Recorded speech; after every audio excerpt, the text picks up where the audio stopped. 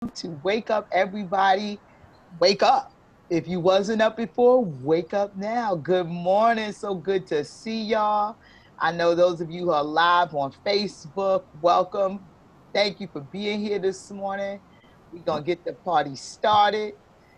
Welcome, welcome, welcome. I'm so excited to be with y'all. I can't wait to share today's conversation and for y'all to get a lot out of it and start your week off. It's Sundays, the start of the week. So I can't wait to see all of you and be with you and share with you what we got. So welcome and good morning. Yes. Oh my goodness. Good morning. Yes, Cheryl. I see now I'm seeing our people for those of you live on Facebook, I'm also catching all of our folks who come on. Good morning. Cheryl, good morning. I see folks coming in. Peace and blessing, family. Good morning. Good morning. So good to have you here. Any special instructions? Oh gosh, Shawnee, if you wasn't here, I don't know what I'd do. And Nigel just threw it up in the chat. But as you come on, for those folks hitting us on live and Facebook and here with us, please make sure you grab a pen, you grab a paper, so that you could take any notes for yourself, capture anything that really grabs your ear inside the conversation. Have your water, keep yourself hydrated, and do what you need to do to be here this morning. I do request that, don't be eating food, chewing in my ear, or anything like that. And I also request that as the conversation develops and you hear something or you got a question or something jumps out at you, please throw it in the chat, throw it up on on the thread in the Facebook page so that our folks can capture it and bring it to me so that I can answer your questions or we can expand the conversation. The one thing I'm really big on is that this is not just a me giving you information. This ain't TV. This is actually us engaging with each other. So I highly depend upon you just saying what's there, asking questions, and being engaged. So those are the instructions for this morning. Beautiful. Good morning, Louise. Good morning, Teresa. Welcome, welcome. Hey, Robin. Good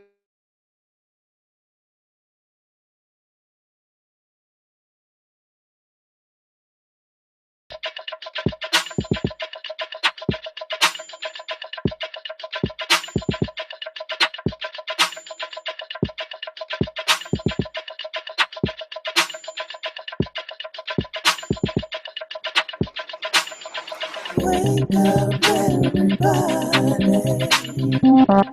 it's time to get up. Wake up everybody,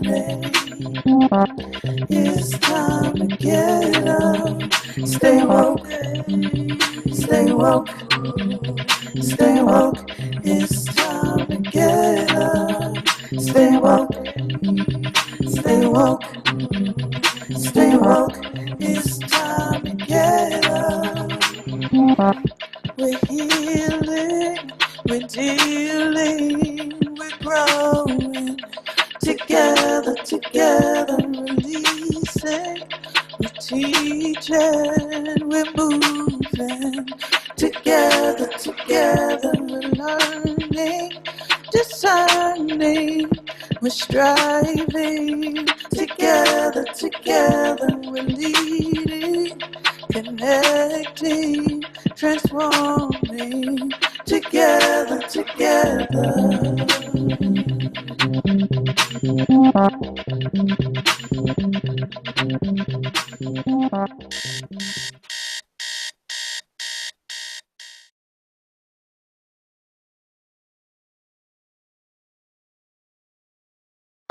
unmute. There we go. That's my jam. I heard the, I'm like, it's time to get up. Stay woke. That's it for me. It's just those two words right there, stay woke. Good morning, everybody. Welcome to Wake Up Everybody. My name is Dawn Speaks. I'm leading today's conversation, which is all around the power of noticing and knowing and nothing, no thing, and no, right? And for those of you who may have been with me the last time I was on, I started to tap into this conversation a little bit. Um, and you know, one of the things that happened in that conversation, you know, because the points I made came at the tail end of the entire conversation, and people were like, "You could have did a whole thing about them 4 points right there." So, if you were with me last time, that's some of where it came from. And if you weren't with me, let me give you kind of a little background, so you're not like, "What? What's this conversation?" So if I gave you, first of all, let me kind of introduce myself a little better than I did more than my name. My name is Dawn Speaks, and I am an empowerment officer for a skincare and cosmetics company, and I am a leader in a personal training and development program. I'm one of like 30 people around the world who leads this program, and I've had more than a decade of kind of personal training and development experience, coaching people, working with institutions and organizations, you know, throughout the United States, really, fortunately. And now a lot of the work I do is around the world. And why I mention that is because, you know, when I look at the life that I have now, it's all a function of having taken on some of what I'll talk to y'all about today. And how we got to the conversation that I'm going to lead today really got started in a conversation that I had with a very powerful sister. And, you know, I talk with her, and I provide her with some coaching. And it started about a conversation based on time, about how to reclaim your time, how often we give our time away, how often we give, you know, in the absence of claiming our own time, people will take your time. And in that conversation, what also came up was like these kind of 4 points. But the 4 points didn't come up alone. They came up out of I guess I would say, an ongoing conversation for myself. What do I mean by that? Well, you know, if I look at my life, right, you know, and I've shared this before, but I certainly don't mind sharing it again. You know, if y'all looked at my life, it's often that, you know, and maybe for many of you, it's the same thing, often find ourselves trying to strike some particular balance between mindset, family, friends, leadership, business, career, uh, our finances. You're always trying to strike, I call it the juggle, right? And then, but the thing is like, what do you do when life is drawing on you from all those various directions? What do you do when that's pulling at you?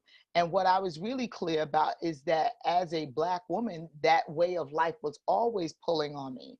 And what do you do when you find yourself constantly walking, you know, what I call the tightrope of being in the world, visible in some ways, but invisible in others? And, you know, and ultimately, and when I started to look at it for myself, walking through life started to feel like some kind of heavy burden that I had to bear. So, um, so that conversation started to rattle around for me in the later years of my life. Now, I'm not that old, I'm 47, but certainly things started to show up, right? So let me give you a little background. I was born in Philadelphia in the early 70s. And my mother was 14 when she was pregnant with me, and 15 by the time she had me. My father was just slightly older than her. And at the time that my mother was pregnant with me, you know, I mean, it was the 70s for sure. So we were at the height of things like Roe versus Wade, and, you know, all of those kind of things. And certainly my mother had some particular choice. And, you know, obviously the choice is clear. I'm here. But I didn't get raised by my mother. In fact, I was raised by both my great aunt and my great grandmother from the time I was like 3 months old. So the beauty is you know, grew up in my family, but I didn't get raised by my mother. And I don't think I realized till I was maybe like about 5 years old that my aunt was not my mother. Now, uh, there is something I know that I made up in my head about that. Like something must have been wrong with me. Why did my real mama want me? Um, you know, I'm now at 5, you don't say the word defective, but you know, as I got older, right? Something's wrong or not great about me or whatever that thing is you make up at 5. And it sounds like a 5-year-old when you say it. Um, but nevertheless, I made up that there must have been something wrong with me. And you know, something must have been wrong with me if my real mother wasn't raising me, right? So what that put in place was that there was a way I started to package myself together. So I pretty much spent all of my growing up years making sure I did everything I needed to do to belong, to fit in, to be worthy of. To be worthy of what? Well, to be worthy of everything, to be worthy of anything, right? And how that showed up in life, you know, or how it looked is like, well, if there's something wrong with me, I got to make damn sure I fix it and I don't put myself in a position where I could ever not be wanted again.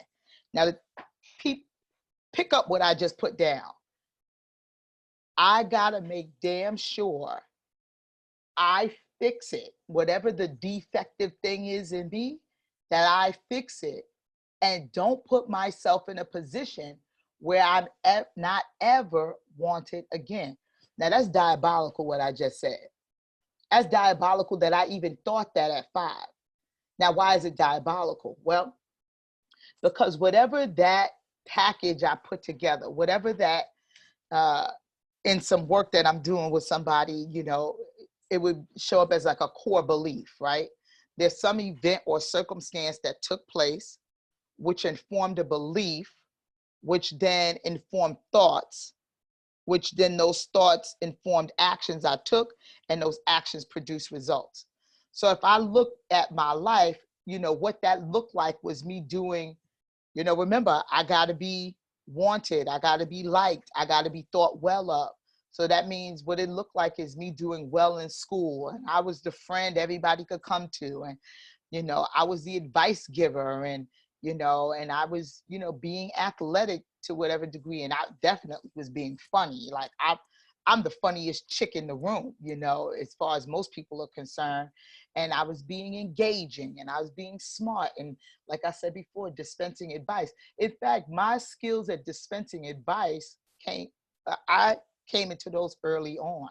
That wasn't like a later in life. I mean, like, listen, I grew up in a household with a with a great aunt and a great grandmother. So I was surrounded by well older women. So everything that came, you know, and my family, I should um, in the background is that I come from what I consider a traditionally Southern household. So my family's from Beaufort, South Carolina.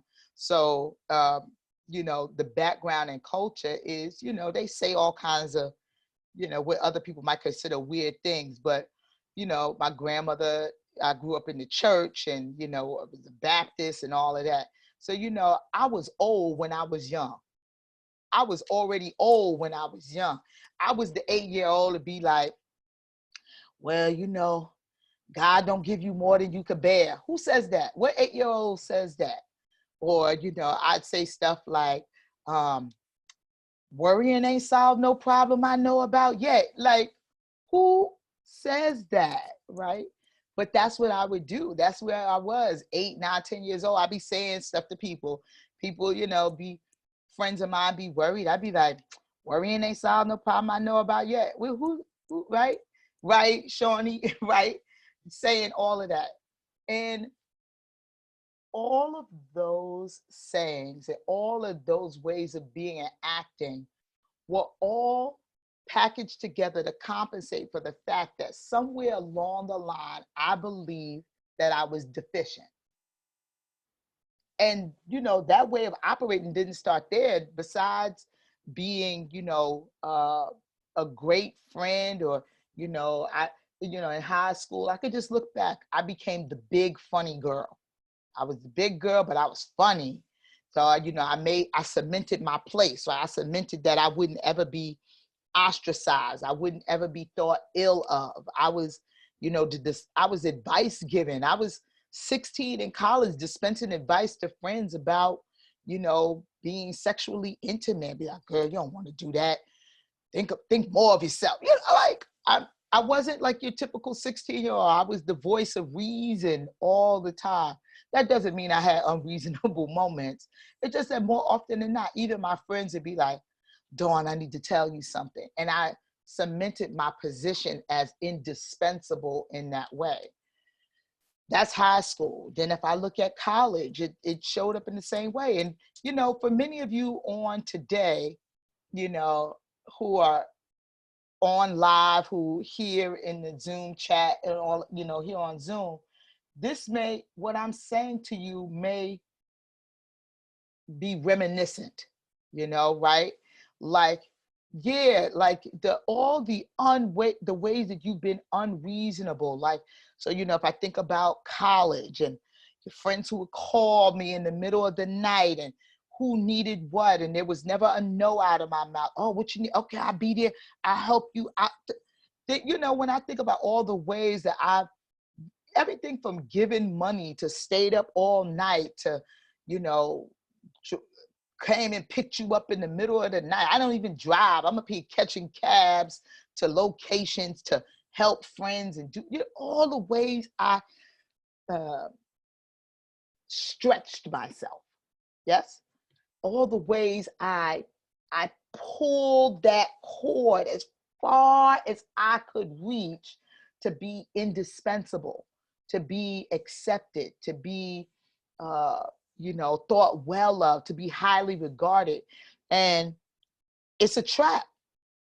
But the trap, you don't catch the trap then, because, there's a payoff for operating that way, right? There's a payoff for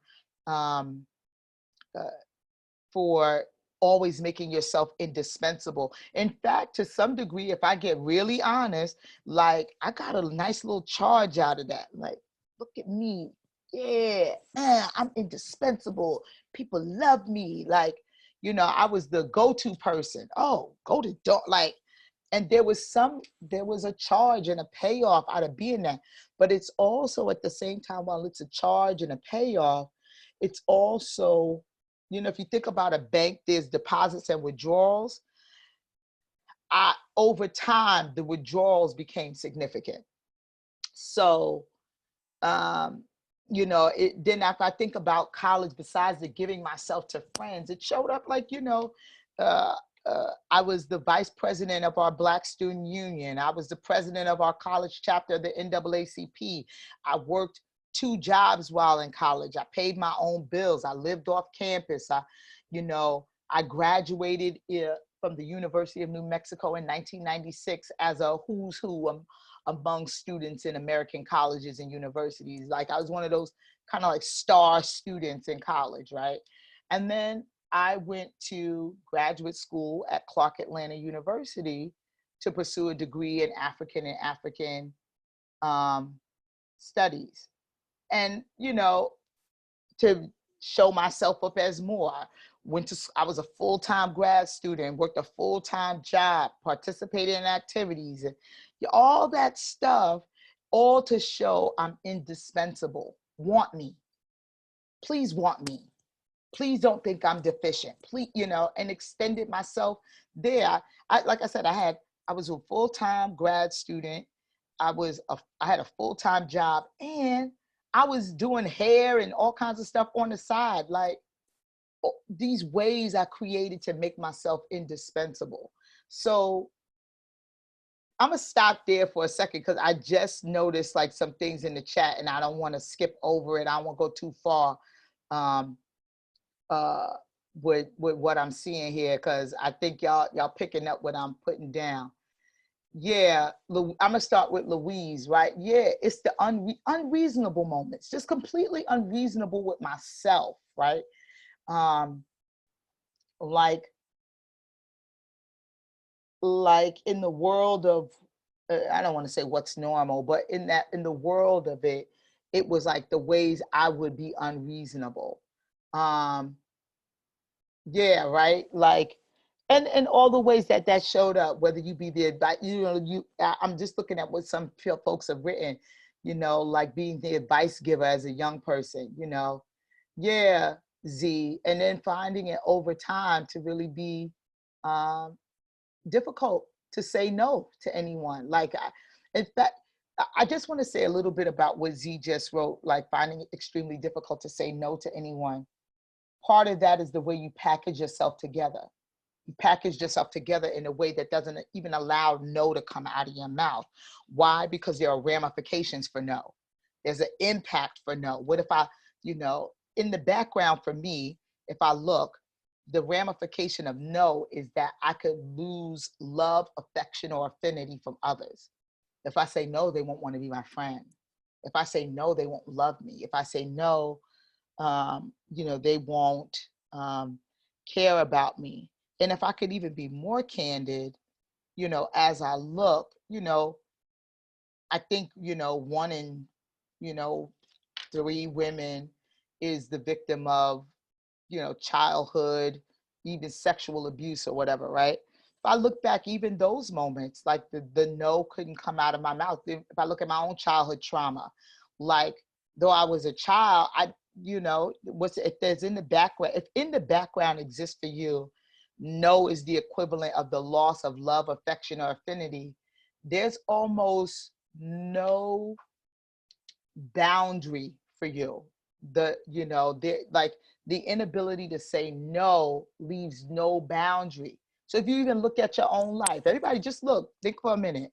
All them times, if you've been that person, if you've been, the I can't say no, or I give and I give, just look at the extent to which you've given yourself. Just look back at your life, and and really, how many of you could just even, shout it out in the chat. How many of you have ever found yourself saying yes when you didn't really ever want to, like you literally didn't want to, but you said yes anyway? How many of you stayed too long in a relationship that wasn't designed or meant for you because the fear of losing out or not being loved or cared for? How many of you stayed in a job you knew you should have been left, but again, you've extended yourself, and the fear of love, affection, affinity, wanting to be the savior, all of that, it showed up for you. Yeah, see, whatever that, all of that showed up, that became how life showed up for you. Dawn, I wanted to jump in and Go. acknowledge Bashira's share in the chat and wonder if you could take a moment to talk to her about it. Let So me go. rather than me read it, if she can come on and say, because she says she can relate to this whole piece of saying yes. Yeah, come on. This is an interactive conversation, y'all. So y'all ain't gonna have me talking the whole time and don't nobody say nothing. So for sure, come on, Bashira. There you go. I'm laying in bed with my daughter, but she just woke up. So yeah. So yeah, I'm very similar to you. Even now, I'm engaged in community organizing, and even in that, I'm leading. I'm the one that goes to their board meetings and represents, and I'm also a consultant. I have a government contract. I'm doing that, and maybe I did the rites of passage program at the same time. And also maybe supporting in volunteer projects and so many different things. I would do them all at the same time. I have a small child. I'm a wife. I have my duties at home. And, I would do all these things and I'm still getting accolades. Oh, you're doing so good. You're so great. But at the foundation of it, all the things that I've been doing over the several years, I'll be doing stuff, right? But it doesn't really, it's just doing stuff. There's Yeah. no, I guess, vision, you know, for all the stuff I'm doing. I'm just Yeah. doing stuff. I'm doing it great. I'm getting these quote unquote accolades. But, you know, when I really took time to really, I guess, seek myself and really have clarity about who I am, really get to understand what like my gifts are and how I want to use them, then, you know, now I'm no longer doing all those things. Yeah. You know what I mean? I'm just focusing on how I'm gonna build out my vision and take care of my family. Yeah. You know, and just recognizing the stage that I am in my life. Like I'm in a building phase right now in my life. I'm not in a phase of receiving accolades because I'm not there yet. You know, I'm still growing, I'm still developing.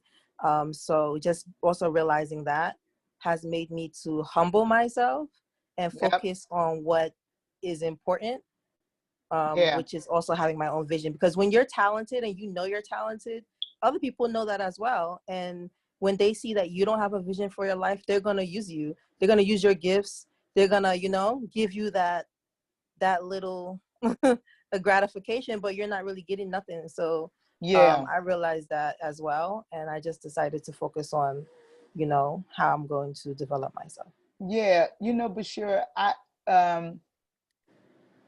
there's something that you're pointing to that stands out for me, and I just, you know, write notes as sometimes folks are talking, so forgive me if I'm not looking directly at you. But there, if you look, right, and I'm looking at what you wrote, you know, when you say the reality is I wasn't happy, like all those activities and all those things you're doing, I want to point to that in a particular way.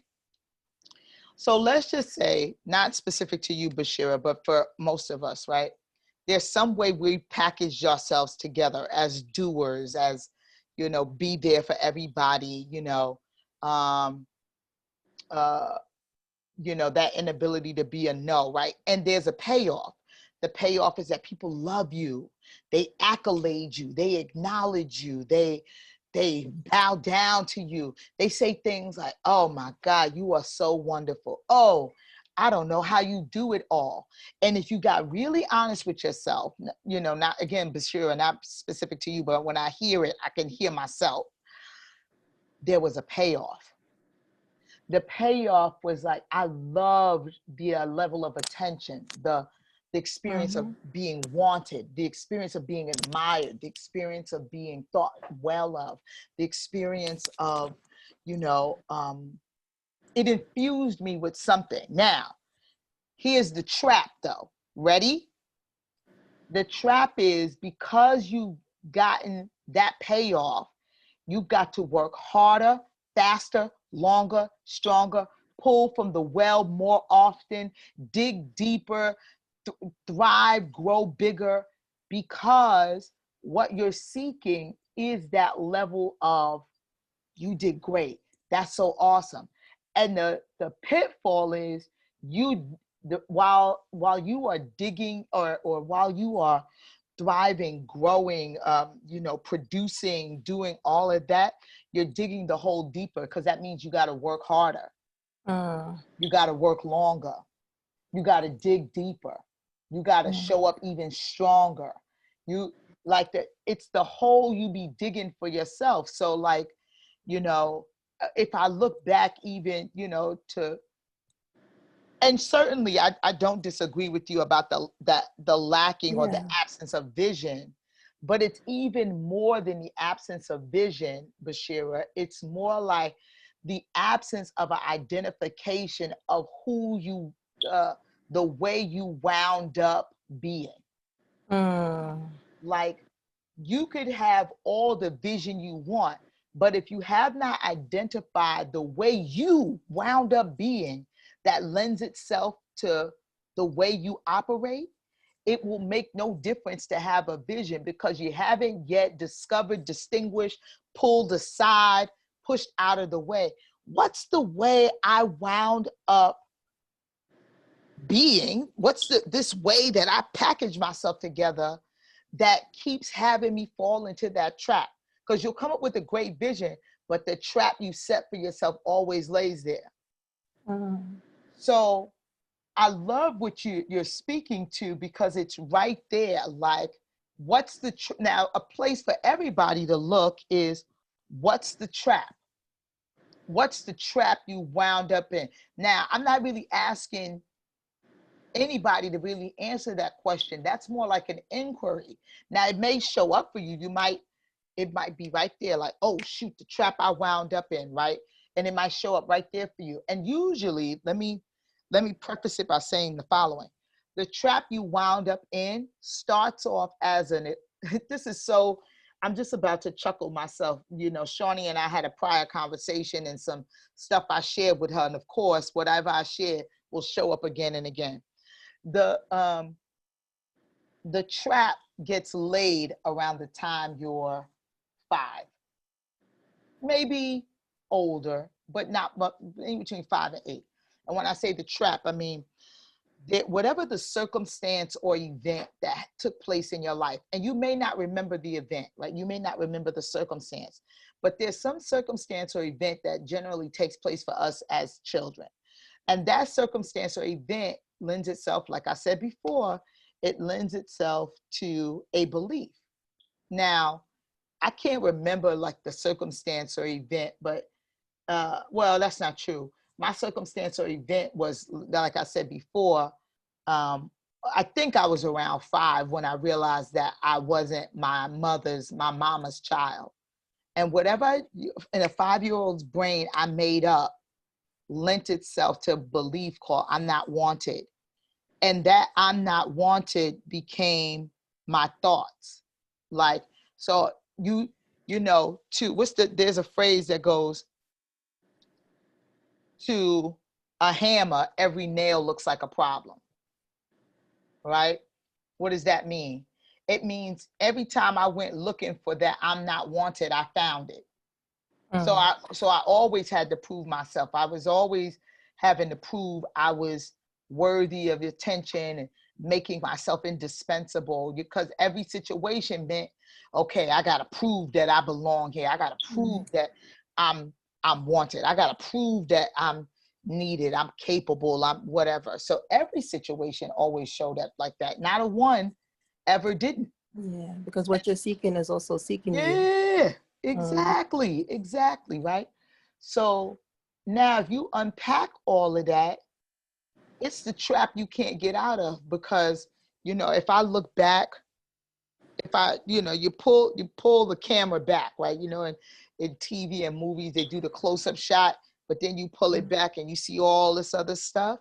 When I pull the camera back, it looks like, you know, all that stuff in college and then, you know, graduate school. And by the way, just to give y'all some perspective, it was, you know, I got to prove that I'm good, that I'm worthy, that I'm doing the right thing.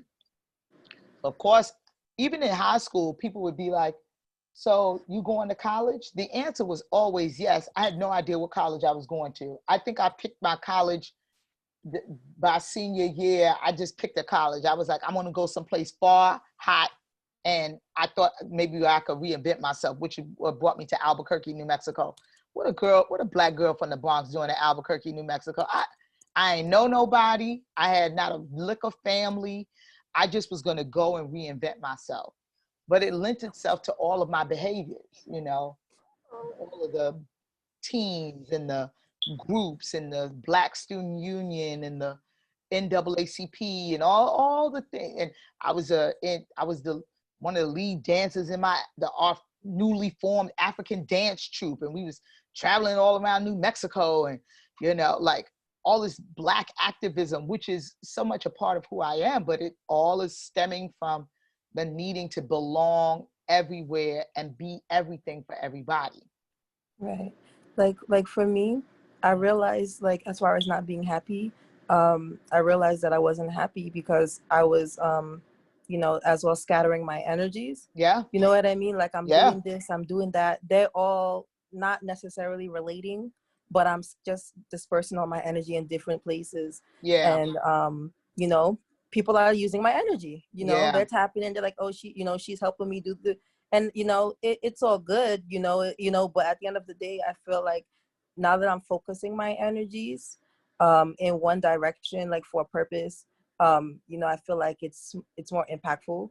Yeah, You know, and I'm finding I'm developing more happiness, more joy, because, you know, I'm channeling my energy very into good. my own vision. Yeah, And really good, Bashira. And listen, you're pointing us in the direction of where the rest of this conversation is going to go. And hold on, because what you're pointing to is really great. And we're going to get there in a hot minute. But you've already kind of started us in the direction that I intend for us to go as part of today's conversation. And I really thank you, because what you just, one, which you shared and provided, opens up the space on a whole other level. So stay tuned. We got more. thank you. Yeah, thank you. If in case, Nigel and Shawnee, if there's anything else I'm missing, tap me on the shoulder. It's fine. Somebody wrote recover. I just jumped ahead and sort of recovering Wonder Woman. I just I can't. Shawnee, anything else? I just want to make sure I don't skip anything. Okay. I knew you were going to start unpacking that formula, so I'm like, let's get it, boy. Yeah. Let's Yeah. Well, because Bashira really started us right there, which is, whatever that circumstance or event, what I was pointing to before, I don't want to lose that train of thought.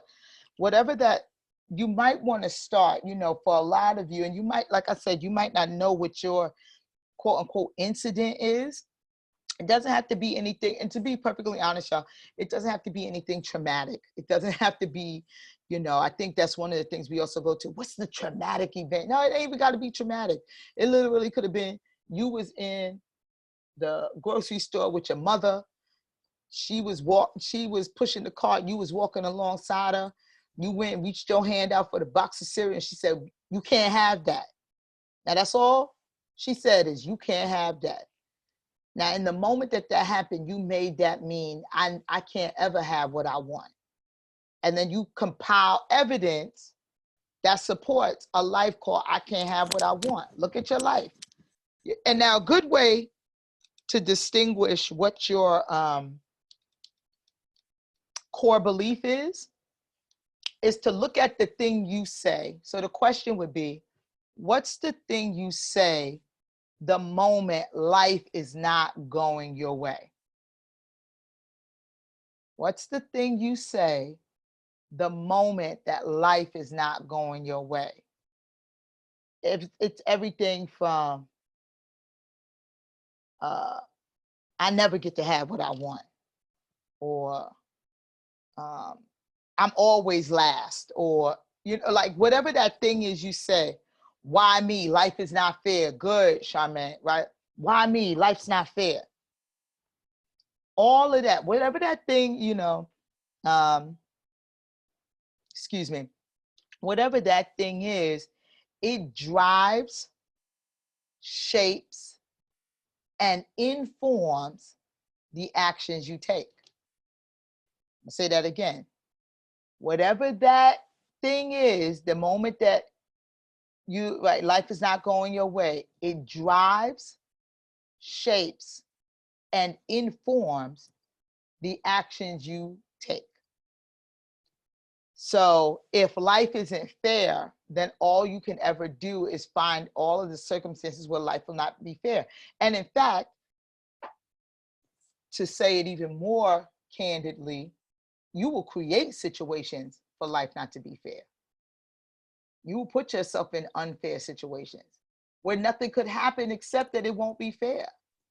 I just want to capture some of what folks are putting there. They won't let me be great, right? They won't let me be great, Cheryl. They won't let me be great. Well, you don't even got to take out, you could take out the great part. They won't let me be, fill in the blank. They won't let me be, fill in the blank. They won't let me be powerful. They won't let me be great. They won't. So there's always some mythical, like unicorns and leprechauns. Some group. Who's they? Who's the they? Right? yeah, like, let me see. I'm just looking at some of what folks wrote, right? They won't let me be. I'm tired of Shorty. I'm tired of this shit, right? You're right. Now, here's what's funny about that. I love it. I'm tired of this ish, right? And but then that always means you have to create shit to be tired of. That's right. It's deep. It is crazy. I'm tired of this shit, but then that means you always have to create shit to be tired of. That means you ongoingly are looking for stuff to create being tired of. So, I say that because that's what there is to look at. Like, what's the thing you say in the moment life is not going your way, or things don't go the way you planned or the way you want? There's something you say. Now, whatever it is that you say, then just look. If you start to unpack it a little bit, it would show up like, well, what's all the situations, like, what Shawnee just said is so beautiful, because then what's all the situations you keep creating to have you be tired of it? Who made you take on that extra thing? Who told you to say yes to that event? Who told you to agree to that? You have to create situations that allow for that thing to stay in place, to allow for that belief to stay in place. Now, you might be asking yourself, well, why in the hell would I do that? Why in the hell would I actively put myself in positions that would keep that in place? Because at the very same time that you've done that, like we kind of previously mentioned, while that's a hole you keep digging, there is a payoff. Now, the payoff could be personal, or it could be out there in the world. Mostly it's out there in the world, like how people look at you, right? So if you keep creating situations where there's some ish to recover from, don't you get the slightest bit of charge when you come out of it? Because don't you always come out of it? Don't you always come to the other side and there's like victory, like, tired of this ish. And then you come out the other side, but once again, I pulled it off, like there's a payoff. So even, so if you look at, it's not fair, don't you get a charge out of seeing the unfairness of it all and it all coming true? It's like, so there is a personal sense of satisfaction or gratification in that. Additionally, if you look at, if you think things, and I want y'all to, to be clear, this ain't like the end all be all, like what I'm saying is the thing. It's just a place to look. But even if you look at things like it's not fair, well, don't you have a whole cache of people who will agree with you that it's not fair? Then you got people who, now you've created a level of agreement at the level of community, and that's a payoff too, because you can always find people who will agree with you. There's a payoff, right? So my point being is all of that stuff, that core belief, it lends itself. Now, why am I saying that? Because that's starting to bring us to where I intended. And y'all did beautifully. Y'all been bringing this conversation. And of course, if you got questions, please don't hesitate to ask. The crew's going to stop me and throw a question in there and let me know somebody's looking for something. But I want to wrap this piece up by saying, if I, kind of finish off the piece I was starting with, which was, so I did all that stuff, at Clark. Then I came back home, moved back home to New York. And then I went and got into another master's degree program at Brooklyn College, where I got a degree in education. And then from there, I entered the workforce, and I'm just pausing for a moment. The pay, I'm looking at what Teresa just wrote. Hold on. The payoff isn't working for me in this place in my life. I don't know. Wait a minute. Hold on. Don't move too fast. Wait a minute. And why I say that is because when she said that, I was like, well, yes and no, to your point, Teresa. And I'll say what I mean about that in a minute. Y'all don't let me forget that Teresa said that, okay? But when I entered the workforce, here's what I did, and I think a lot of y'all could resonate. I made myself indispensable to my bosses and directors and other staff. I was that hardworking woman that made herself available to everyone at any time. I worked long hours for pay that was neither a match for my time, for the time I had put in or the education I obtained, and at some point I found myself working in a job. I was working like 70 hours a week, like 7 days a week. I was working anywhere between 60 and 70 hours a week. Like I would be doing the payroll for my staff on a Sunday. Like I would go Sunday, go grocery shopping, do my thing, and then stop by the job and go do payroll as a means of, so I don't have to do it on Monday. But that became like I was working like 7 days a week. And the truth of the matter, y'all, is that I was exhausted. I was angry. I was frustrated. And like any good, hardworking Black girl, I stuffed those feelings down. I worked harder. I worked longer. Why? Because my core belief is I'm not wanted or worthy, and I've got to keep showing you that I'm wanted and worthy. So I'm going to work more hours. I'm going to be the first one in, last one out. If we held events at, I'd be pulling out chairs, stacking chairs. I don't have no business doing that, but I'd be there doing it. I'd be running from, Jennifer, we just gonna have to hit your mute. Thank you. I'd be running from this location and that location, and I'll do it. And we'd be in meetings and they'd ask for a volunteer for something, and everybody's sitting there. I'd be like, I couldn't even stop myself from being like, I'll do it. Like, and so, if the need to be wanted or belong is strong in you, it's gonna inform something. To go back to a little bit to what Teresa, had said in the chat, which was, and I don't want to get it wrong, so I'm going to read it the way I read it, which was something to the effect of if you need support. Her exact comment was, the payoff is working for me in this place in my life. Yeah. The payoff isn't working for you in this place in your life. It's great that you can see that, right? That it isn't working, but that will be, actually, there's two things I want to say about that.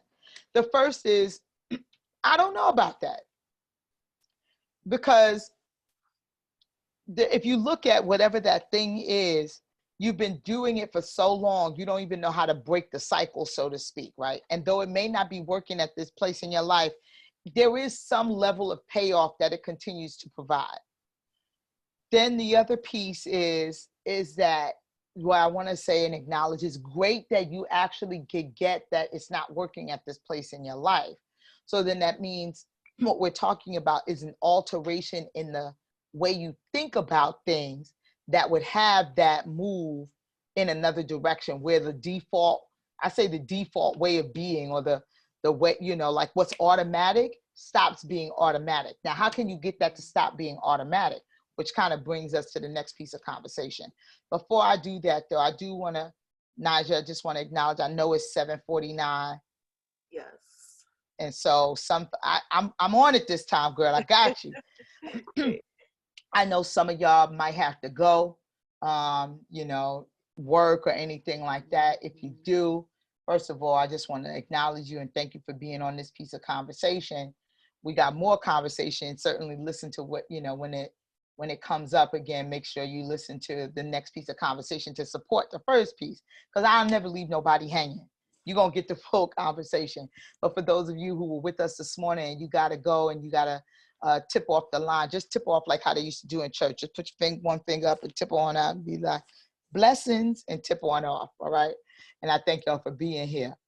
And for those of you who still here with us, we're going to go into this next piece of conversation, which, thank you, Naja.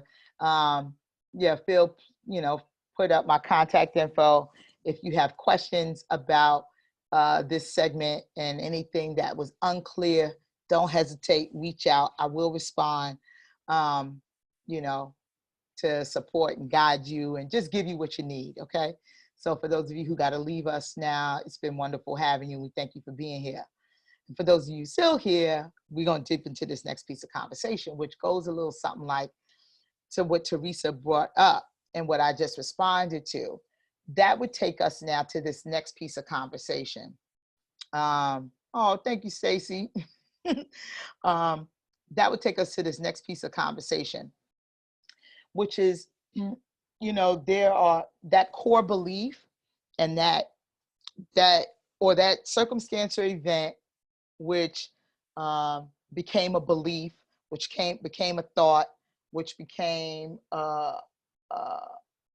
an action, which produced the result. That's not specific to me as a Black woman. Truthfully, that all that way of operating is an inherited conversation,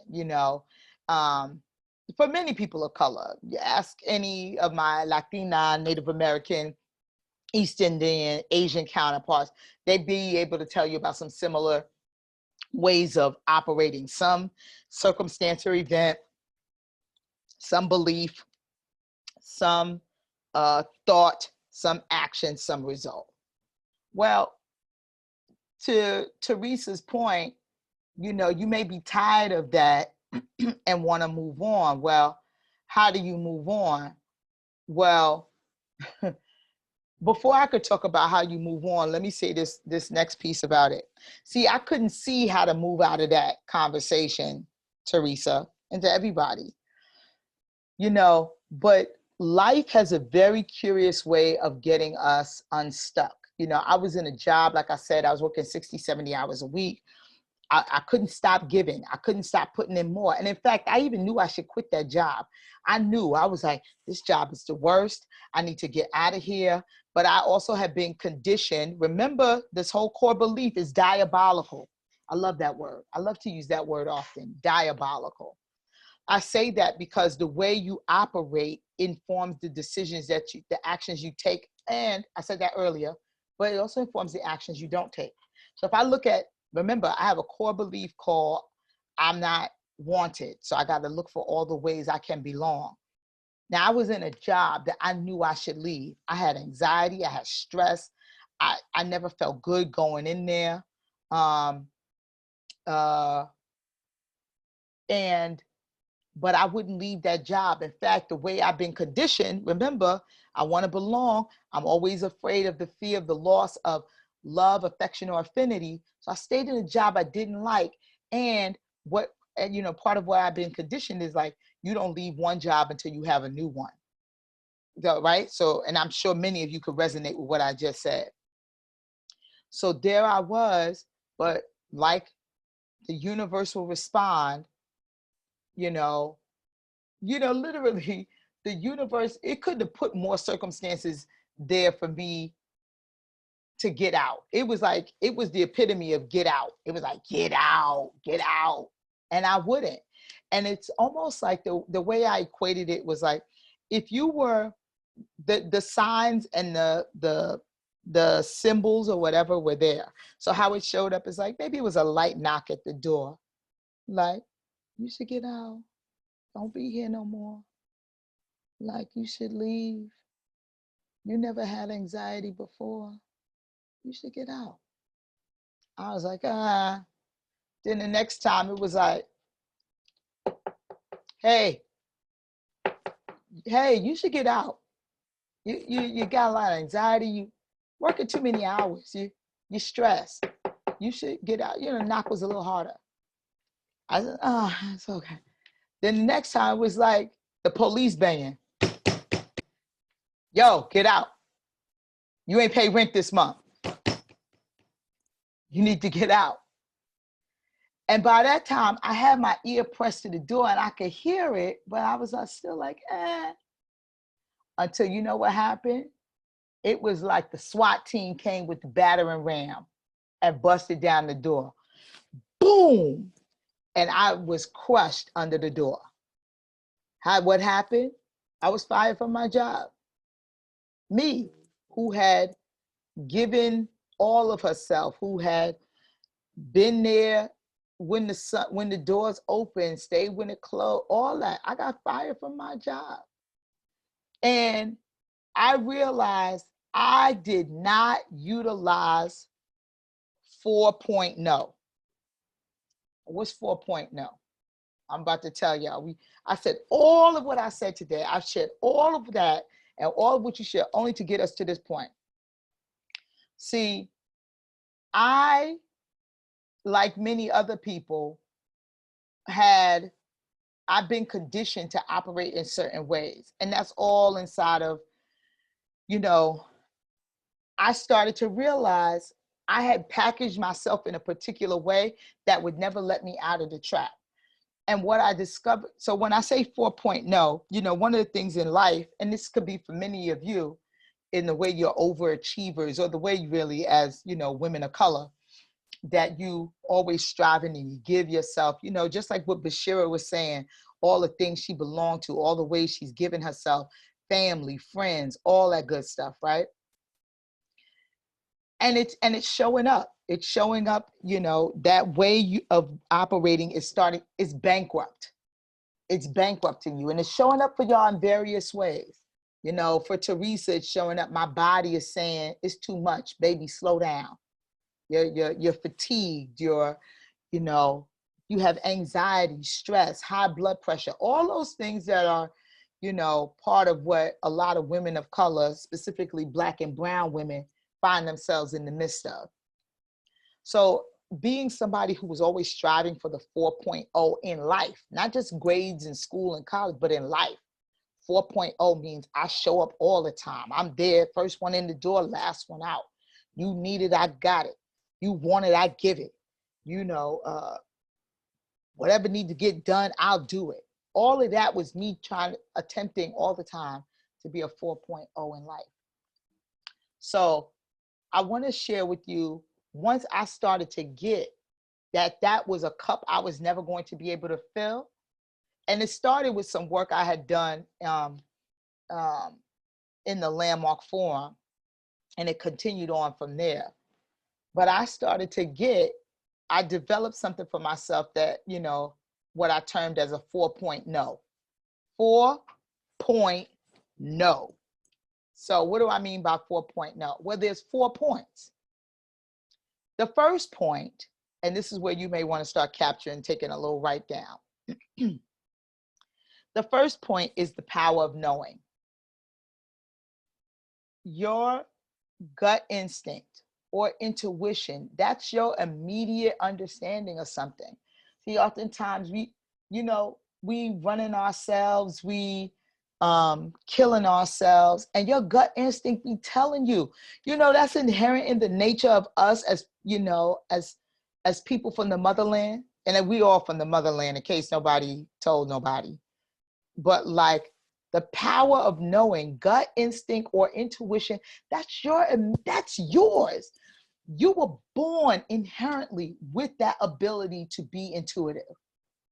It's not just for the few of us. Each of us has that ability to be intuitive.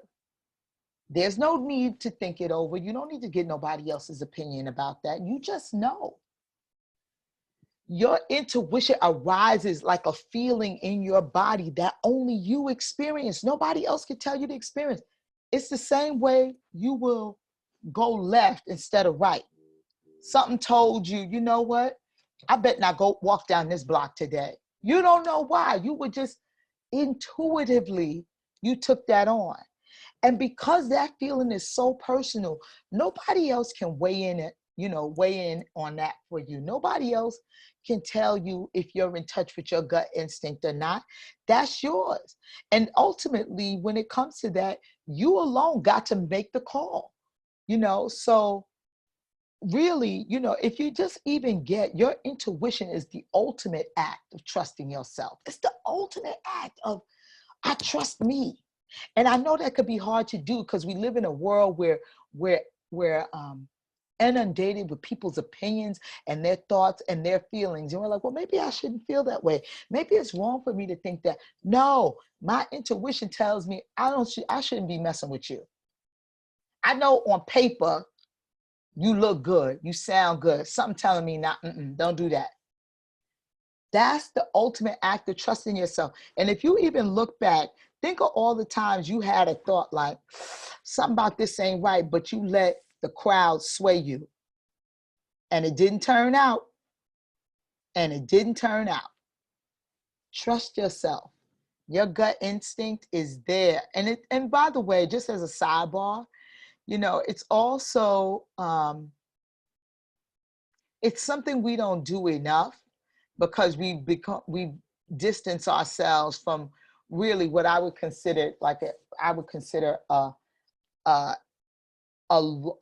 bygone age of, of where we tapped into our intuition. We've depended very heavily on the word from others to inform us how we should feel about something as opposed to trusting ourselves.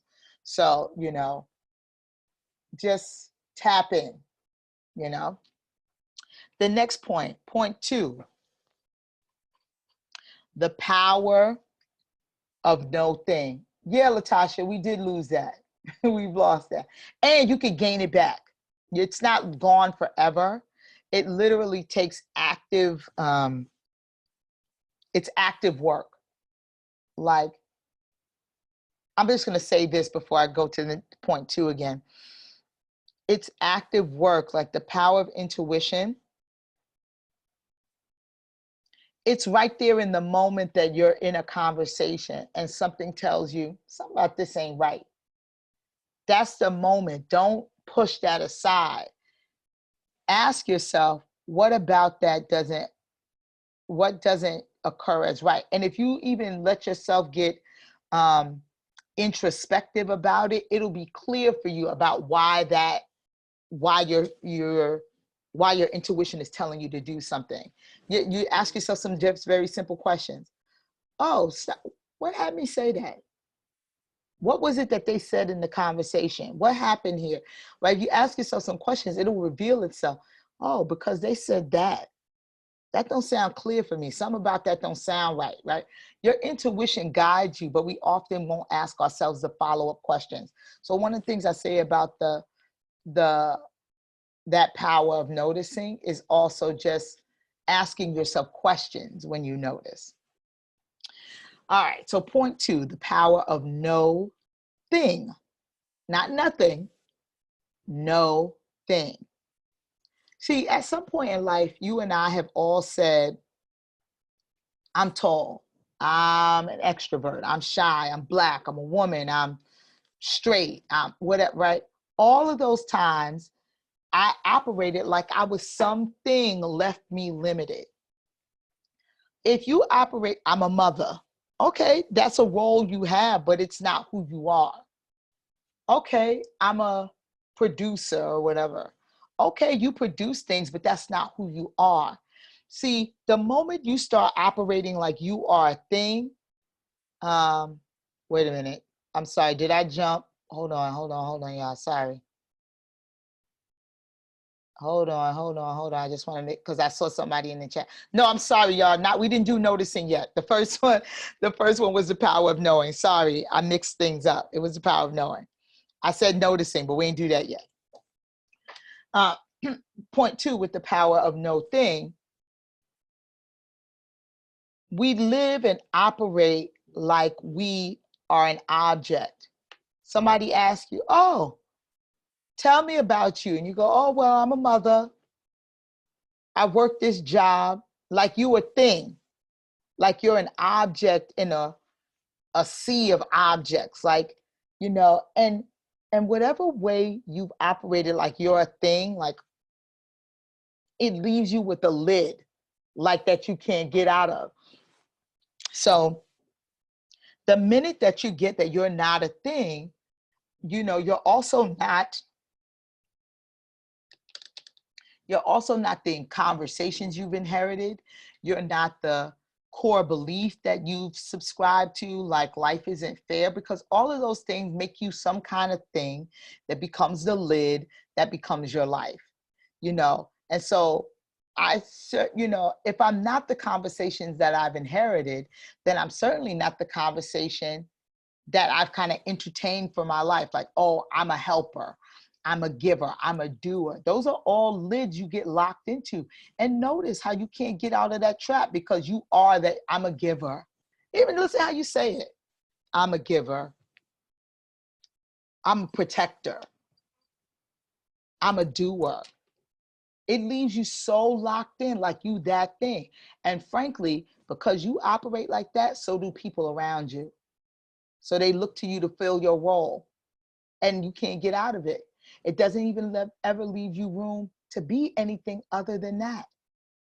So getting that you're not a thing leaves you powerful and able to advocate for your personhood, and it leaves others knowing that you're not to be messed with. I'm not your protector, not your doer. I'm not. Now you don't have to be bad about it, but you really get to say, oh, I got it. I know how I've left you with that. I'm gonna do that. Yeah, I'm not doing that. Oh, I got it. You know, even if, you know, if you're the person in your family who the quote unquote tell it straight, you notice how people will call you and be like, can you talk to so and so? I'm not doing that. It's funny. Interestingly enough, an interesting thing happened yesterday. No, not yesterday, Friday. Saturday. I got a call from someone asking me about another friend, who the person is my friend, but they just recently connected with them, right? Now, these two have connected. They've been having offline conversations without me. Y'all got together, y'all working magic on some project, whatever. Now, that person felt like this person did something that, you know, was not good. So then he called me and said, what's up with your friend? And I was like, I don't know, what you talking about, right? And what I got in the conversation, you want me to do something? I said, Floyd, son, don't call me now asking me what's up with my friend. Y'all was having all them sidebar conversations. Ain't nobody put me in, and I'm not mad that you didn't. I didn't want to be in it. But you don't now get to ask me about that person. No, go deal with that. You think I'm gonna deal with that. And who I used to be would have been like, yeah, let me talk with her. I'm not talking with nobody. I'm not a thing. I'm not the peacemaker. I'm not the protector. I'm not the doer. You got to really start to catch. And part of it, y'all, I'm not saying all of this just to tell you a note.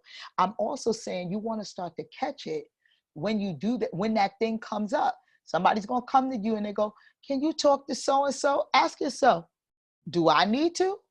I don't need to talk to them. No, I'm not going to do that. You should talk to them now. Catch it. Part of developing mastery and getting that you aren't a thing and getting that lid off is also having people interact differently about that you're not a thing either, because you got people bought and sold that you're a thing.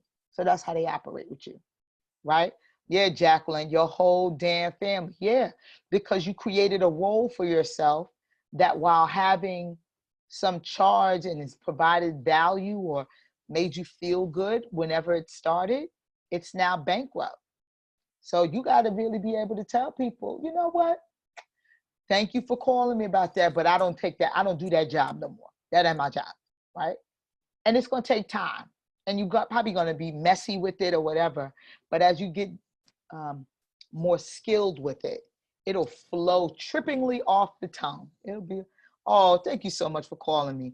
Yeah, I'm not going to be doing that. Oh, you want me to? Oh, no, yeah, I'm not calling so-and-so. Like, or I'm not, I'm not taking that role today. And people will get upset. They'll feel whatever way. And part of that is like, you'll be like, I really get it, because you not used to me being like this. And this is how this goes now, right? So that's the power of no thing. Point 3, the power of noticing. So now we're up to noticing, y'all. Notice your feelings. Notice how situations occur to you. Notice where you find yourself angry or overwhelmed, upset, anxious. I'm not saying to engage with those feelings. I'm saying notice them. Now, why am I saying that? Because that gives you access into being aware of what's going on with you and not automatically falling prey to suppressing that. As Black and brown people, or really, shoot, I mean, as people, period, but I know that there are some very specific conversations around Black and brown women, and certainly even as women, we've been conditioned to suppress feelings. Something happens at work, I feel some kind of way, I'm conditioned to suppress that. It's not okay as a Black person to feel upset or angry, especially at the job. And so I just started to notice, I'm not engaging with the anger, I'm just noticing it. See, we've been conditioned, like I said, as people of color, to suppress anytime we feel the slightest hint of uncomfortability, upset, anger, loss. You don't need to take note of every single thought. That's not what I'm saying. I'm not saying take note of every single thought or feeling, but simply by noticing, we give ourselves the opportunity to create a bit of space, and that bit of space is a way of letting go, to gain some clarity, and learn more about our habits, tendencies, and conditioning. I just want to give you a little example of that. The other day, my boss, my boss, we were on a call together. We were on a call by ourselves together, talking about some other stuff. And then at the tail end of it, he said, "You have a few more minutes." I said, "Yeah, let's go." And he said, "So, we've been making changes to our department. Like, I've been working like a mad woman in light of the pandemic, and our company has grown exponentially in the middle of a pandemic. How that happens, I don't know, but it has. And so, all of us across the board, our whole department has been working harder, but that also meant like, we need to start moving stuff off people's plates and, right? So we'd had this whole discussion about ways we were going to revamp our department. That meant hiring some new people, which awesome. And in that conversation, he says to me, so so-and-so is going to be this position. The position would be above me, right? But up until then, that person, like, we both basically had like side-by-side positions, even though she is in another country than me. And I said, it took me a second. I said, "Oh, so that's who I report to now?" And he said, "Yeah." And I said, I paused, because in the moment that he said that, my heart was like, boom. I was like, yo. And I was like, there was upset and anger and hurt. And I was like, but who I used to be would have been like, "Oh, okay. Oh, wow, that's great." But I didn't do that. In the moment that it happened, I said, I feel some kind of way about that. And he was like, "Oh, what way do you feel?" I was like, "There's something there." I said, "I can't identify it 100% right now, but there's some way I feel." I said, "Right now, what I'm experiencing is," and then I had to think about it. I paused and I said, "Hold on." I said, "I'm experiencing a little bit of hurt. Like, why wouldn't you have told me that before now? Because what you're telling me is what's done." I said, "I thought this was a partnership." Like, I was really like working it through. And then I said, and I paused a moment more, and I thought about what else. And I said, I don't really have all the answers right now. I said, I probably have to think some more about it. That's the experience I'm having right now. I said, and when I've unpacked it, I'll come back to you. And he was just like, oh, okay, yeah, please do. Like, yeah, please do, and and then I went to work on unpacking it. Called my boyfriend, who's got a really good like ear for listening beyond emotion and stuff. And like, I unpacked it until I got to the heart of it, or the source of the experience that I was having, and then was able to come back to him. But I say that because we so conditioned not to feel anything, or to suppress it, or to push it aside.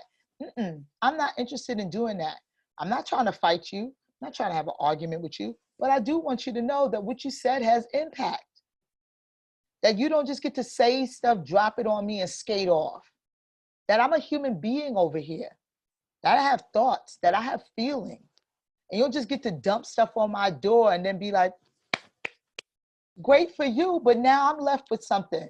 I'm not committed to being left with anybody's anything. So the power of noticing your feelings or your thoughts, I'm not saying engage with them and get into a dance with it. Like, yeah, no, I'm just saying notice that.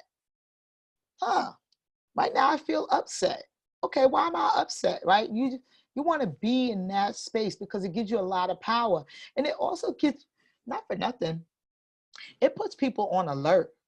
Like, oh shoot, Dawn's gonna say something. Yeah, I am. I'm not going to let you get away with just dumping whatever you want to dump. I want you to be thoughtful in your delivery with me. I want you to think before you speak with me. I want you to be, somebody who comes to me having looked at this before you just vomit on me. And that's not saying everybody does that, but for the most part, people have a tendency to just throw whatever they throw at you and expect you to just be okay with it.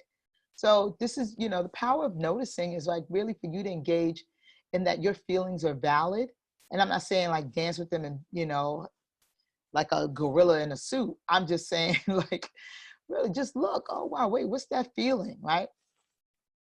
And then being able to say something about it and even to some degree let it go. Because once I unpacked it for myself, I actually was able to let it go. I got right to what was there for me. And I actually did come back to him and say, I figured out what it was. I actually was able to unpack it. I had some expectation, and I actually got that my expectation was unrealistic to your agenda. And I have what I expected. He was like, no, it's not wrong for you to expect. I said, I know it's not wrong. I said, I don't think it's wrong for me to expect, but I think it is wrong for me to expect, excuse me, and not, I didn't say it's wrong. I said, I get that it's not wrong for me to expect. And that's what, I think I just said, it's like, and that's what there was. I had an expectation, but I'm clear about it now. I was like, I'm clear. And he's like, well, is there anything else? And, because I don't want you to be upset. I was like, I'm not upset, not in the slightest. I said, but I would ask, I request that, listen, if you even think you can't tell me, that at the very least be like, Dawn, I'm working on some stuff. It's not really stuff I can communicate to you, but as soon as I can, I will. I was like, that's just the nature of our relationship, and I would expect that of you. And he was like, you got it. That because the nature of our relationship allows for that. So that's the power of noticing. Last one. Yeah. This is the one. The power of no. I was just talking with the group earlier with Jean-Carl and Naja and Shawnee, and we were talking about, being like, loving the age we're at and all of that, and looking forward to the next numbers, and people have had birthdays and all of that. And I was saying to them, one of the things, I'm 47, like I said, and I remember I worked with this group of women in my early 30s who were well into their 40s, maybe even approaching 50, actually, when I met them. And one of the things I loved about them is that they were like, they wasn't taking nothing from nobody. Like, Sharon, I need this thing. Sharon be like, no, not today, you not. You could get it by Thursday, but not to, like, I loved it. And I said to the group this morning, I said, I can't wait to be in my 50s, because 50s, I'm, just be like, mm-mm. Like I'm already on the edge of it. In my speaking and sharing with people. But I said, when I'm 70, I'm gonna be like, shut up, go sit down. No, like, feel like you 100% earn the right to be like, not just no, hell no, nope, not doing that. Like, and even more, what started to happen, what I've noticed for myself, is I'd be like, no, and then I walk off. No, and then it's over. So here's what I want to say about point 4, the power of no.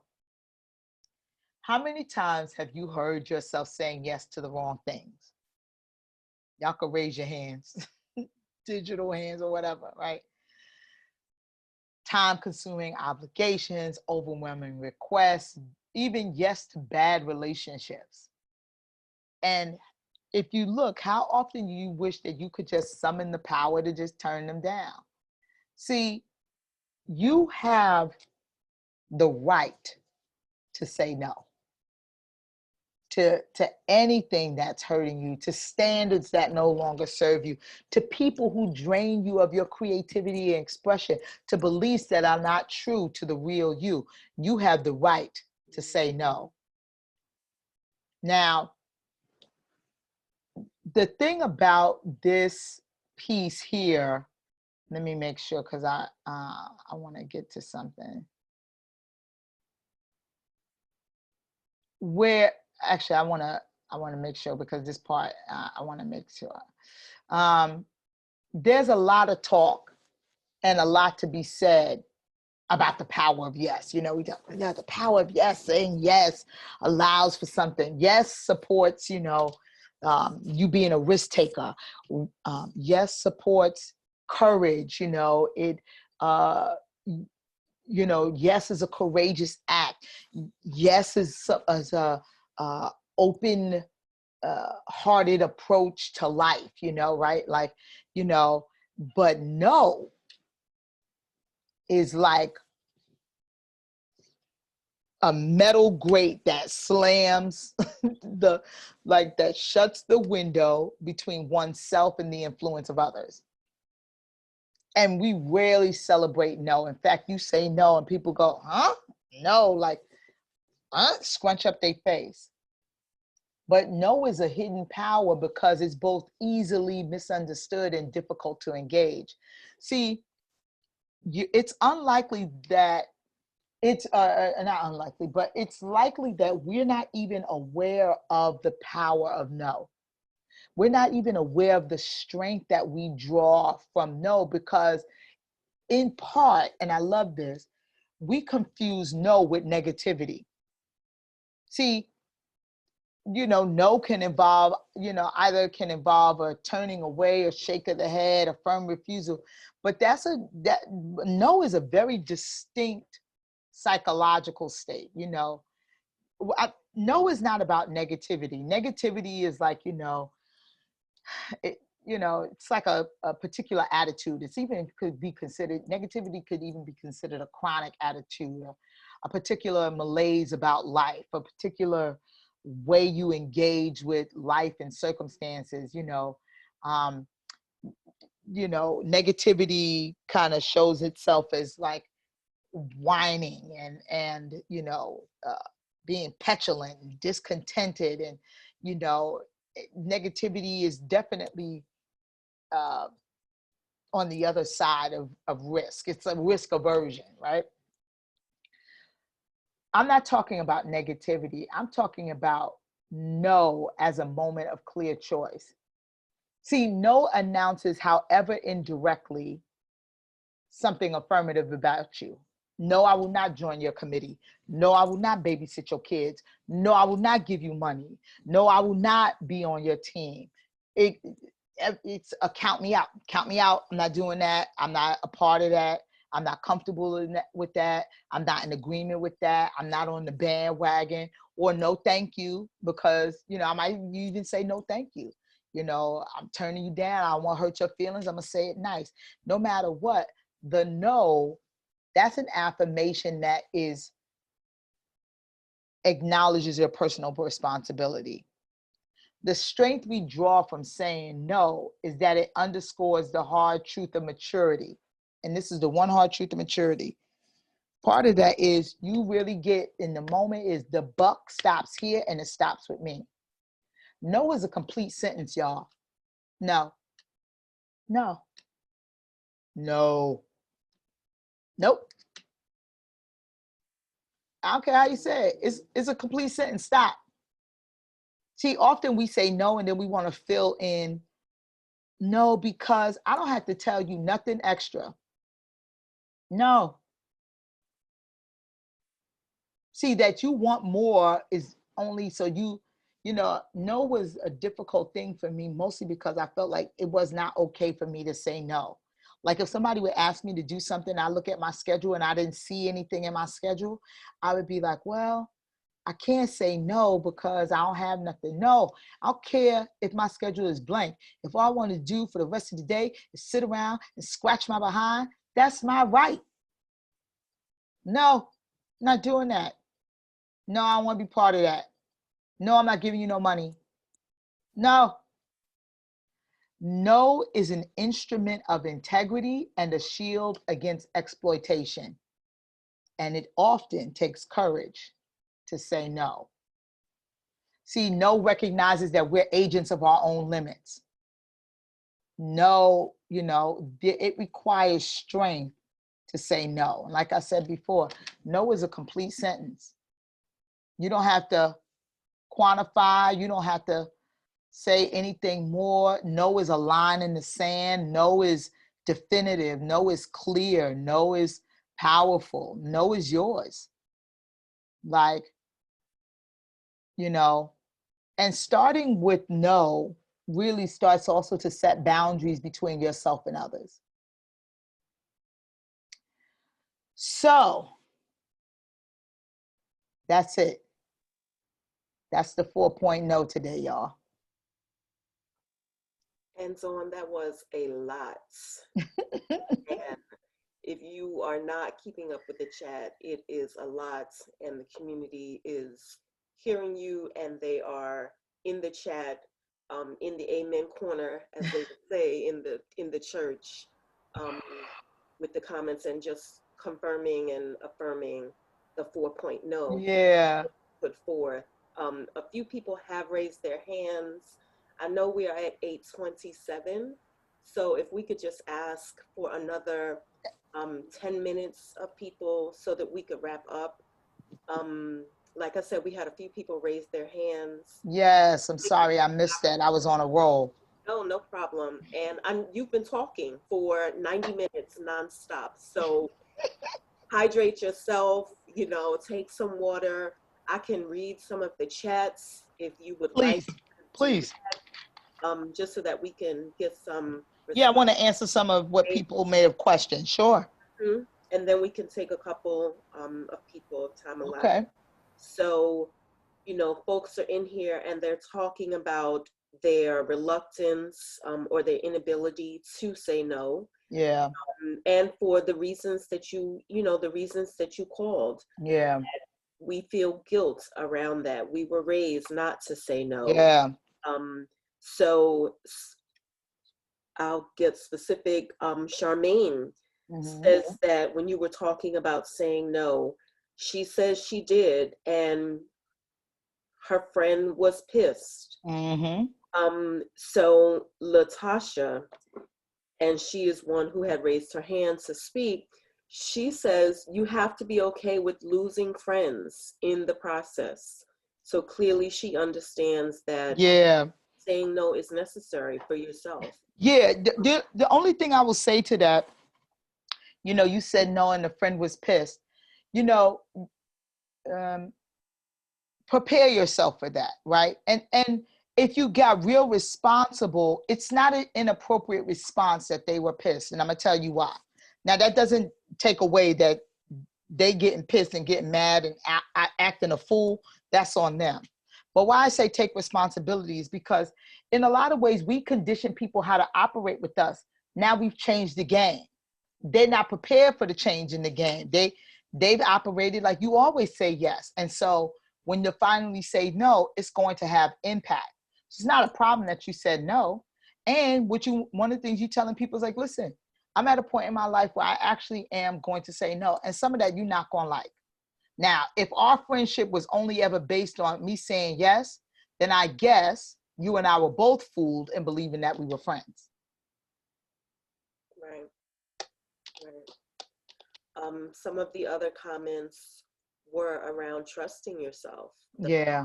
You know, the first point where you talked about the power of knowing, Denise shared that she's not trusting herself. She's doubting. Yeah.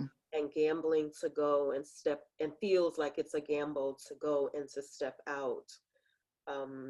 So, you know, there are lots and lots of chats. Yeah, I see. I'm looking now.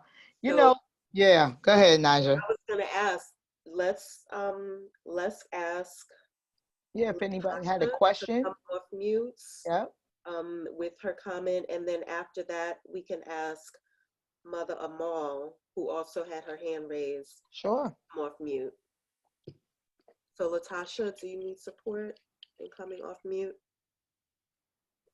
Are you still with us? You are. Yeah, I pressed that by accident. Oh. I was trying to type into the chat too quickly. Got it. But this was great. I'm glad I woke up this morning for this. Oh, good. I'm glad you were here for it, Latasha. Thank you. I'm glad you joined us, but the wake up space, there are no accidents. So call Latasha. Okay. Up in here. Yes, I was just going to say that. Latasha, just let's talk about what you dropped in the chat. Mm-hmm. If you pressed it, there was a reason for it. Thank you, Shawnee. Which comment was it?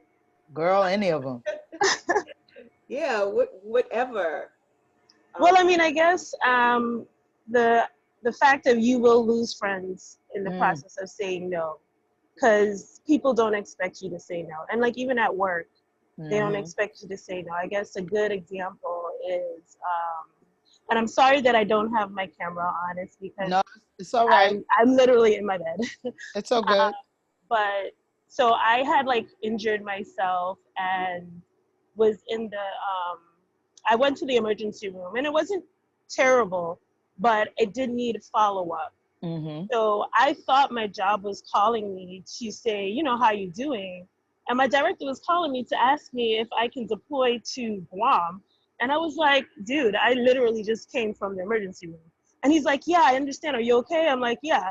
He's like, so can you go to Guam? And I was like, no, I can't. But the thing is, Guam was like on my list of reasonings that I joined this service. So I told him, I said, no, you don't understand. If this was any other day, that would have been a yes. However, you're calling me instead of asking me how I'm feeling, how I'm doing. So no, I can't go. And after that, that was like literally the downfall of my relationship with that person. Yeah. So they do make a shift when you say no. Oh yeah, it's going to have, your no is going to have impact, right? No matter how nicely you say it or whatever, it's going to have impact, because up until that moment, the condition, whatever way you conditioned yourself to operate has had you be a yes in life, right? And part of our yeses are really inherited conversations, like, you know, the same way I inherited conversations called work hard, you know, all of that kinds of work, be smarter than everybody else, and all those kinds of things. Saying yes is an inherited conversation. Like, you say yes, that's how you keep your job. You say yes, that's how you don't make waves. You say yes, that's how you get somewhere. Not knowing that, that while you were saying yes, you were also taking away, you know, you were giving people power over you, because now they use that all the time. Like, they've even made decisions about what you'll do before they even ask you. Oh, so-and-so will definitely say yes to that. I don't know.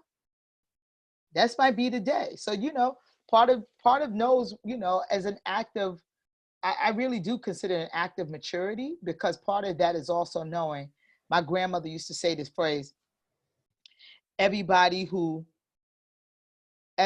came with you may not go with you. Everybody who you rolled with may not be the ones you end with, you know, to that degree. And I always think about that. I'd be like, sometimes them no's have been people we don't communicate. Okay. Now, I'm not saying okay, like there wasn't hurt or I can't believe this. Like our friendship ended over that.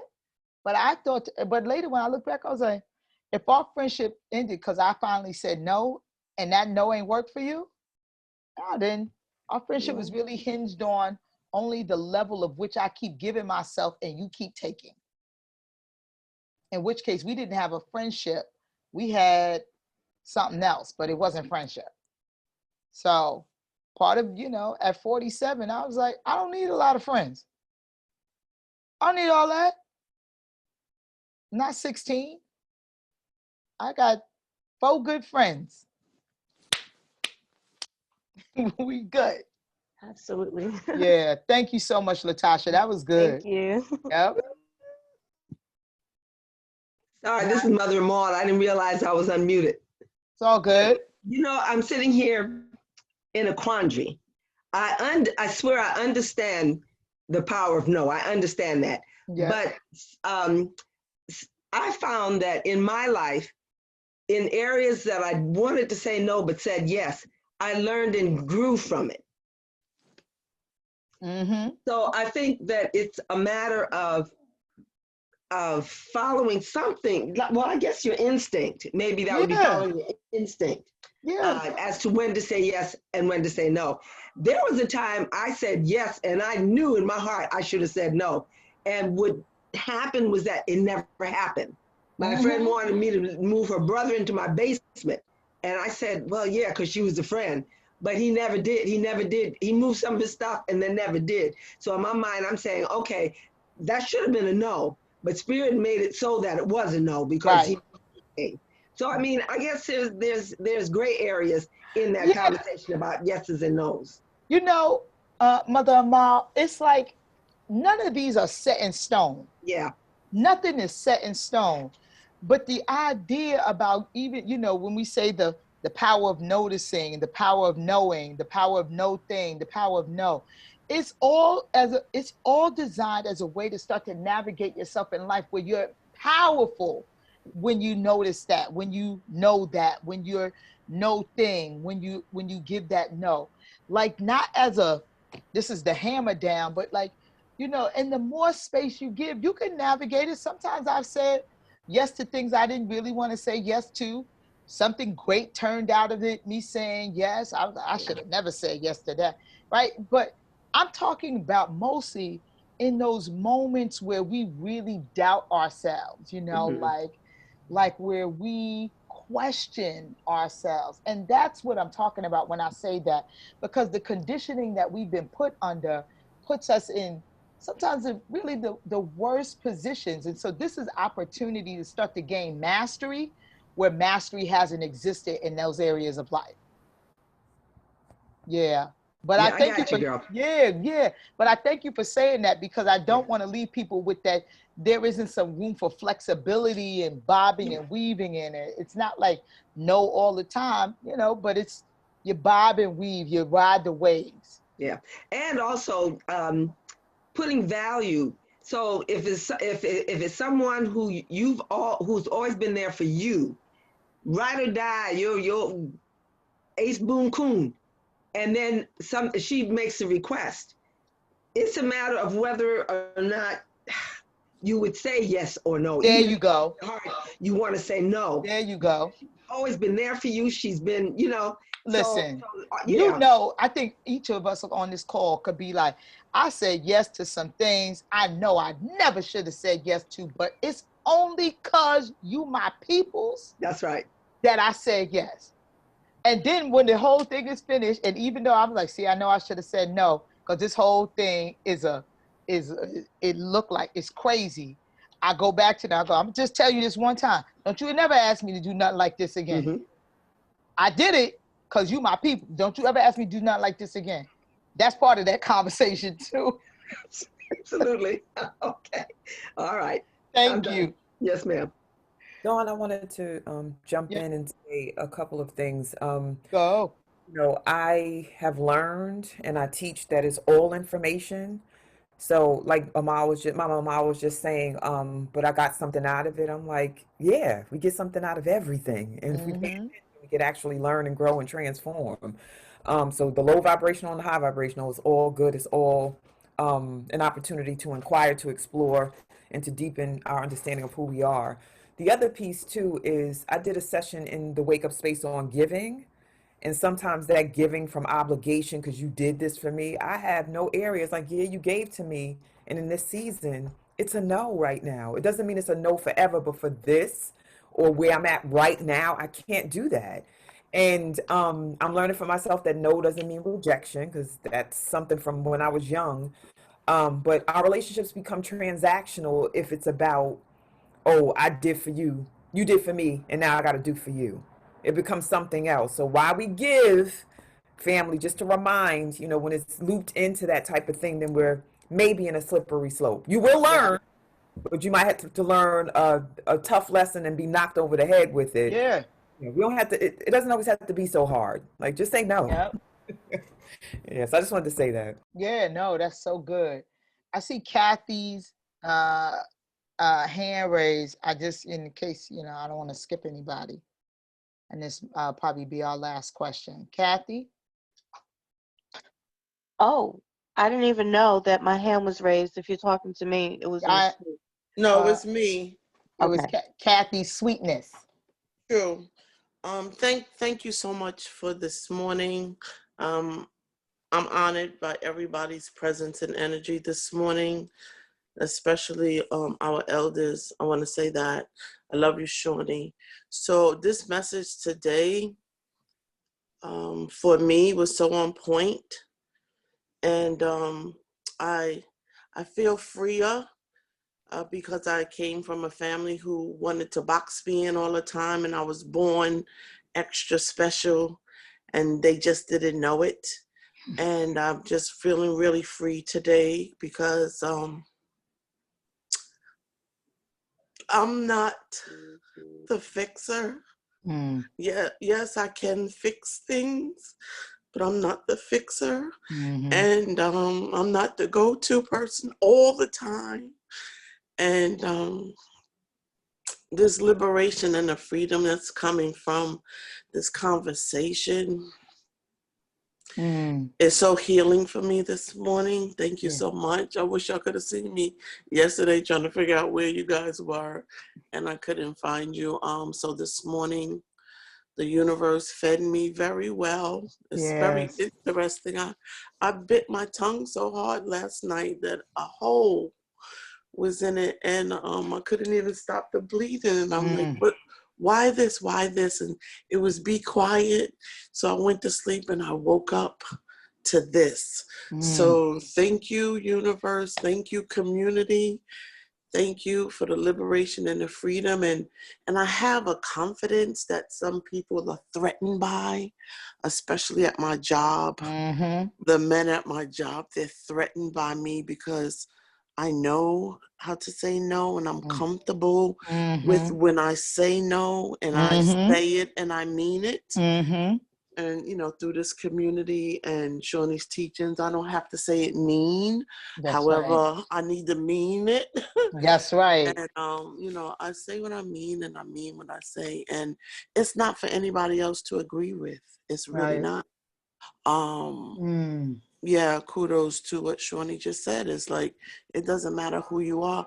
For me, right now at 59, I must honor my true self because for too long I was living my family's version of me. And like for today, no more. I know that's right. I honor everyone's energy on the call, and thank you so much for your love that you're giving to us today. Thank you. Kathy, thank you. That's, everything you shared. I'm just like, You're having church up in here this morning. It is Sunday. Like, everything you said, I can affirm to. Like, I'm so glad. First of all, I'm glad for each and every one of y'all, but I'm so glad you were here this morning. I'm so glad.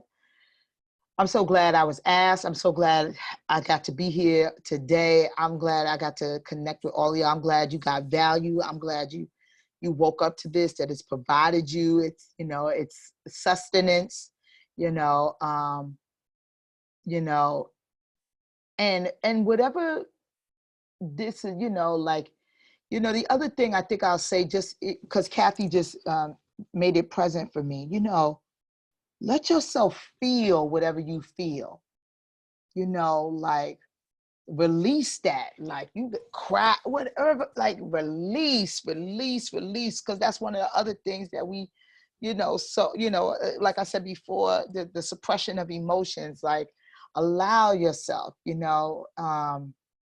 I'm just so thrilled that to be here with y'all today. It's like this is really just joyful for me. And, you know, I think Naja had put it in the chat, just, you know, kind of to, you know, if you want to contact me, you can always reach me on Facebook at dawn.speaks.77. You can also hit me up on Instagram at dspeaksleo. You know, you can email me at dspeaksleo@gmail. You know, please, I got, you know, and I'm giving, my special offer is a free 1-hour coaching session. I'm supposed to pick a special number, Naja, what am I supposed to do? I forget, sorry. But that is my special offer, right? A free 1-hour coaching session. And I think I should probably raffle off. Is that the way we did it last time, Naja? Uh-oh, Nigel's there. You can pick a number from the community, Dawn. You can choose between 1 and 29. Okay. Oh, got it. So big. Yep. Okay. I always like the number 17. All righty. Let's see what's up. All righty. And you can keep moving forward with the slide. Yep. So, yep. There we go. So yeah. So again, you could contact me at dawn.speaks.77 on Facebook, on Instagram. I'm at dspeaksleo. And again, email, I'm at dspeaksleo@gmail.com. I do take questions. So if you email me, I'll get back to you, respond, you know, if you have questions or anything like that. So don't hesitate. All right. So the winner is Nana Amin. All right. Are you a yes? Because Dawn, they got to say yes. We don't want to be right. Yeah. Yeah. If you're a yes, let me know. All right, Nana. I asked you to unmute. I don't know if you can see, because if not, I'm going to go below. Oh, there you go. Hi, how you doing? Good. You a yes? Am I a yes? You won a one-on-one coaching session with our beloved Queen Dawn.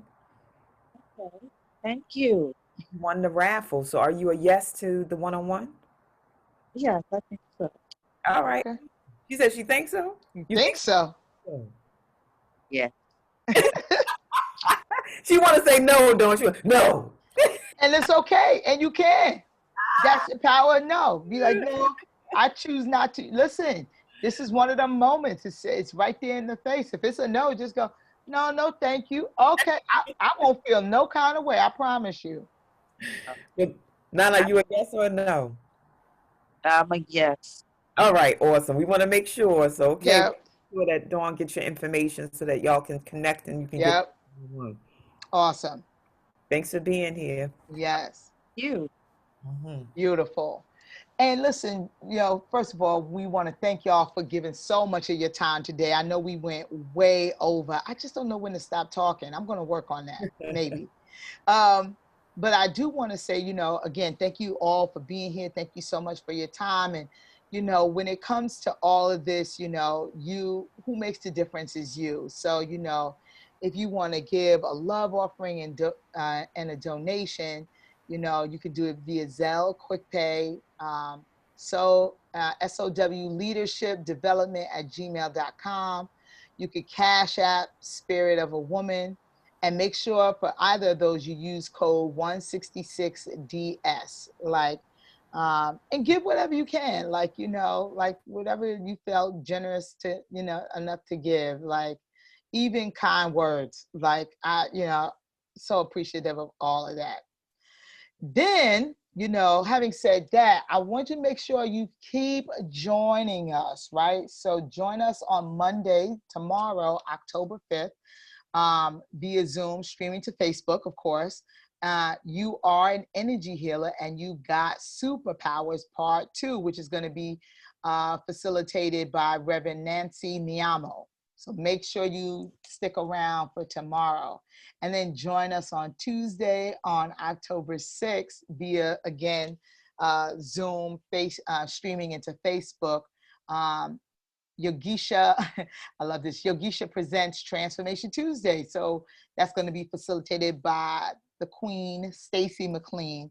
So definitely come and get your yogi session on Tuesday. And then if you weren't present to it, but I want to make sure everybody's caught up, the Wake Up Everybody schedule. So we got Zoom live workshops Sunday, Tuesday, and Thursday from 7 a.m. to 8:30 a.m. And then Mondays and Wednesdays from 7 a.m. to 7:30 p.m. And the Zoom live workshops all stream live on Facebook. So you want to know how to stay in touch with us? This is how. So first of all, thank you. And make sure you stay in touch. So to register, make sure you hit the bit.ly//wake up movement. Facebook, same thing, bit.ly/WUE community. That's Wake Up Everybody community. Make sure you hit us up on Instagram at Wake Up Series, and on YouTube, hit the link bit.ly/WUE on YouTube. And then of course you can always email us at info.wakeupseries@gmail.com.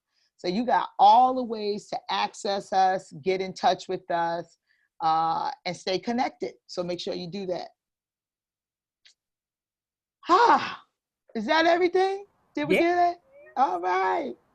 So now we get an opportunity to love on you by, engaging in our Love Fest. So the community knows what's up. They know what to do. So we ask that everybody unmute. Nigel, if you can, or John, hit the unmute so that we can make sure everybody has an opportunity to give our Thank you, Dawn. It's great. Thank you, Dawn. Thank you, Dawn. Really Thank great. You very much. Really Thank you, helpful. Shawnee. Thank you, Dawn. That was great. Nigel, I'm glad thank you. so much. Love, Thank you, love, Dawn. love. Thank you so much, Dawn. It was really a timely message. A lot to Really digest. So appreciate glad. you. Got so much Hey, from this session. Charmaine. Real. Hearing your Real. messages. Absolutely. Not speaking too much, just speaking just right. Thank you for informational. Thank you so much. Yes, you're welcome for the information, for That's sharing. right. Thank you so much. Like That's right. and everyone else who administered. Yes, keep speaking and sharing your Thank you so messages. much. You have a lot to Oh, offer. Teresa, I'm so Love you glad so you much. was Have a here. wonderful For day. Love you, all that everyone. you've been sharing with Have the a great community. day. Kindly. Dawn. You're living in Love your y'all. purpose. You're walking in your purpose, and we're so proud of you. Thank you Thank you so so much. much. Love You're you. so welcome. Thank Thank you you, for everyone. you all this morning. Really appreciate you. To help It's been us. beautiful to be with y'all this Don't morning. forget the Thank you blessing, so y'all. We got much. a blessing today. We got a Dawn blessing. speaks. Let's Power bless, in the bless name. Abner. Power in the Love y'all, name. family. Have a great And day. the words are just as Peace and powerful. blessings. God bless Thank you. Have a you. great Yes. day, Oh, everybody. Hazel, I'm so glad you See you were next here. time. Thank you. Thank Yes, y'all. Love you. Hazel. Yes, so glad y'all was here. Such a pleasure to be with y'all. Love y'all. Have a great day. Yes. Thank you so much. Have a great day. All right, everybody. Bye.